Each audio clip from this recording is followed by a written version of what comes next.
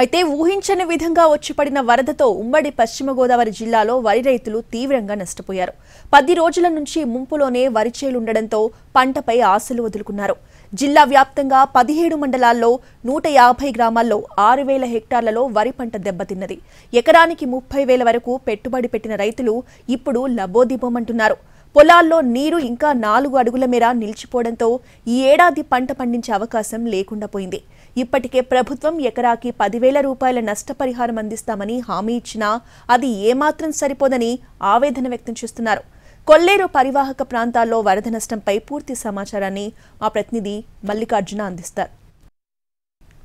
ఊహించని విధంగా వచ్చిపడినటువంటి భారీ వానలు వరదలతోటి ఈసారి ఉమ్మడి పశ్చిమ గోదావరి జిల్లాలోని వరి రైతులు తీవ్రంగా నష్టపోయారు. ప్రస్తుతం మనం చూడొచ్చు ఇక్కడ వరి రైతుల పరిస్థితి ఏ రకంగా ఉంది అనేది. గడిచిన 2 వారాలుగా పొలాల్లో నీరు తిష్ట వేసుకుని కూర్చుండిపోవడంతో అలాగా చేతికొచ్చేటటువంటి పంట మొత్తం కూడా నీటి పాలైనటువంటి పరిస్థితి. జిల్లాలో మొత్తం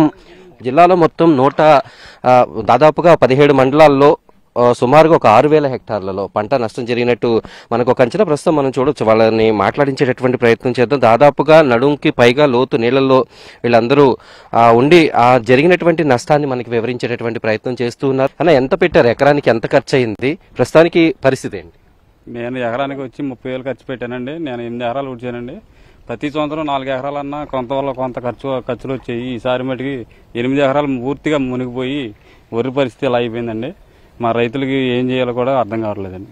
మొత్తం ఎన్ని ఎకరాలు ఊడ్చారు? ఎంత పెట్టుబడి అయింది? ఇప్పుడు ప్రభుత్వం కూడా కొంత ప్రకటించింది కదా, ఎకరానికి 10,000 ఎంతవరకు సరిపోతుంది? ఎకరానికి 10,000 ప్రకటించినంత మాత్రం రైతుకి ఏ రకంగా సరిపోద్దండి. నేను 8 ఎకరాలు ఊడ్చానండి. 2,50,000 పెట్టానండి వ్యవసాయం మీద.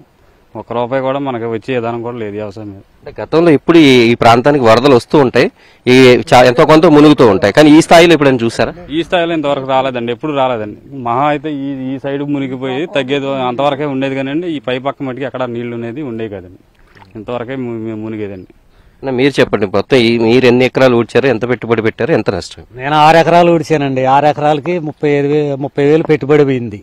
ఏటా 15 ఎకరాల దాకా ఊడ్చేవాడిని. ఈ వరద దెబ్బలకు తట్టుకోలేక 2-3 లక్షల రూపాయలు అప్పు అయిపోయి ఇదైపోయేవాడిని.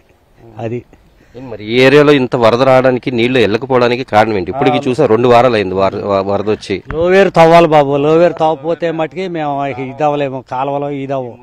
మురుగు డ్రైనేజీ లేదు, అసలు మాకు లేదు. పై నుంచి మురుగు వచ్చిన కాడ ఇక్కడే ఆగిపోతుంది. లోవేరు తవ్వాలి మాకు. లోవేరు తవ్వుతేనే ఏమన్నా ఉండగలుగుతాం. ఇప్పటికీ 2 వారాలు, దాదాపుగా 2 వారాలు అవుతుంది కదా. ఇంకా ఈ నీరు తగ్గడానికి ఇంకెన్ని రోజులు పట్టేటటువంటి అవకాశం? ఇంకా 2 వారాలు పడుతుంది బాబు. 2 వారాలు పడుతుంది. తర్వాత అయినా మరి ఇంకా పంట మళ్ళీ చేసుకునే లేదు. ఇక వేసుకుంటే ఇక ఏమన్నా పండుగలమ్మాయని పైరే వేసుకోవాలి. ఇక టైం లేదు. ఏదన్నా ఊడ్చుకుంటే అక్కడ టైం లేదు. ఇక పైరేసుకుంటాం. ఇక మీరు చెప్పండి, ఇప్పుడు పంట అసలు ఎక్కడైనా సరే మొత్తం ఏరియాలో ఎంత సుమారుగా దెబ్బతిని ఉండొచ్చు? రైతులు ఇప్పుడు ఏం చేస్తున్నారు? అంటే ఇప్పుడు పంట మొత్తానికి ఊడ్చడం కానీ ఏ పనులు లేవు ఖాళీగా ఉండం. మేము 300 ఎకరం పోయింది. మాకు పని చేసుకుంటే లేదు, ఆడ మనిషి పని లేదు, మగ మనిషి పని లేదు, అట్లా ఖాళీగా ఉన్నాం. ఇప్పటికి 15 రోజులు అవుతుంది. ఇంకా 2 నెలలు కూడా తగ్గదు. ఈ ముప్పు అంతా మాకు ఆ చెరువుల గురించే మాకు ముప్పు అంతా. అప్పుడు ఆ కాలం ఆ కొలేరు లోబడి తవ్వితే గానీ ఈ 360 ఎకరం పండితే అవకాశం ఉంది, లేకపోతే లేదు. మా బతికింతే. ఎప్పుడు మామూలుగా వరద లేకపోతే ఈ పాటికి మీరు ఏ పరిస్థితిలో ఉండాలి? అంటే ఏ పనులు ఇప్పుడు సాగుతుంది? చాలా మా పని మేము చేసుకున్నాం. మాకు ఇబ్బంది ఉండేది కదా. పెట్టుబడి పెట్టుకున్నాం. ఆల్రెడీ ఎకరం 10,000 రూపాయలు పైన పెట్టుబడి పెట్టుకున్నాం. ఇబ్బంది లేదు. మా పని మేము చేసుకున్నాం. ఇప్పుడు 30 శాంతం పోయింది. అసలు ఏ పని చేసుకుంటా లేదు. పొరుగు రావాల్సి వస్తుంది పని. ఇక్కడ అక్కడ పని ఉంట్లా. ఒక రోజు ఉంట్లా. మా ఇది పరిస్థితి. కొల్లేరు పరివాహక ప్రాంతంలో ఉన్నటువంటి రైతుల పరిస్థితి మనం చూడొచ్చు. కన్నుచూపు మేరలో ఎక్కడ చూసినప్పటికీ కూడా ఒక చెరువును తలపిస్తూ ఉంది. కొల్లేరు పరివాహక ప్రాంతాల్లో రైతులు పడుతున్నటువంటి ఇబ్బందుల్ని చూసి మళ్ళీ వాళ్ళని ప్రభుత్వం మరింతగా ఆదుకోవాలనే డిమాండ్ అయితే చేస్తున్నారు. వీడియో జర్నలిస్ట్ కృష్ణవాస్తు, మల్లికార్జున్, కొల్లేరు పరివాహక ప్రాంతం నుంచి.